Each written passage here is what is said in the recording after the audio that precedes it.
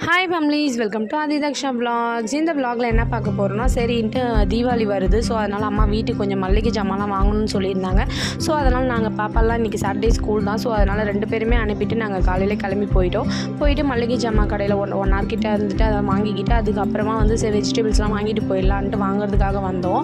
But வந்து first நான் வந்து கேரட்டு, பீட்ரூட்டு அதெல்லாம் ஒரு ஷாப்பில் வாங்கிட்டு அது பக்கத்து ஷாப்பில் தனித்தனியாக அது இந்த வெஜிடபிள்ஸ் இந்த கடையில் மட்டுன்ற மாதிரி அப்படியே இருந்தாங்க.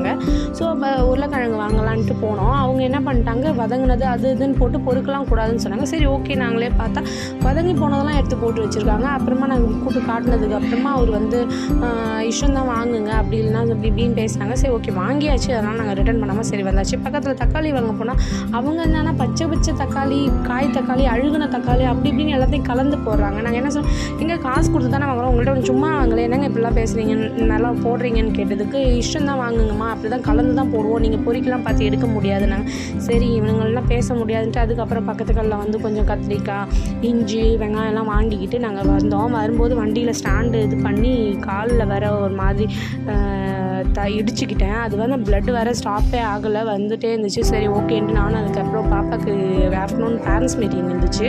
ஸோ 2:30க்கு போகணுன்றதுக்காக நான் வந்துட்டேன். அதுக்கப்புறமா ரெடியாகி பேரண்ட்ஸ் மீட்டிங் போயிட்டு பாப்பாலாம் அப்படியே அவங்க ரூமில் வந்து கூப்பிட்டுட்டு அங்கே ஹாலுக்கு போனால் தக்ஷா வந்து எல்லாத்துலேயுமே நல்ல மார்க்ஸ் தான் ஸ்கோர் பண்ணியிருந்தாங்க. ஸோ தக்ஷா வந்து 2nd ரேங்க் தான் எடுத்திருந்தா. அதிர்ஷி வந்து அவளுக்கு எக்ஸாம் டைம்லாம் ரொம்பவே உடம்பு சரியில்லை, இதுக்கே மேக்ஸ் எக்ஸாம் போகாததுனால அவள் வந்து B கிரேட் தான் எடுத்திருந்தா. சரி ஓகே, அவள் இப்போ தான் ஸ்கூலுக்கே போகவே ஒழுங்காக ஆரம்பிச்சிருக்கா, அதுக்கே இன்றைக்கி அழுதுட்டு தான் போனான். எனக்கு வந்து அவள் போனால் போதுன்ற மாதிரி தான் இருந்துச்சு. அவள் அழாமல் போனாலே எனக்கு போதும் இப்போதைக்கு, ஸோ அதை நான் பார்த்துக்கிறேன் மேம் சொல்லிவிட்டு அவங்கக்கிட்ட அப்புறமா வந்தாச்சு. பசங்களும் வந்து அப்படியே கொஞ்சம் நேரம் ப்ளே கிரவுண்டில் விளையாடிட்டு இருந்தாங்க. சரின்ட்டு அவங்கள விளையாட வச்சுட்டு நாங்களும் வீட்டுக்கு கிளம்பியாச்சு. பாய் ஃபேமிலிஸ்.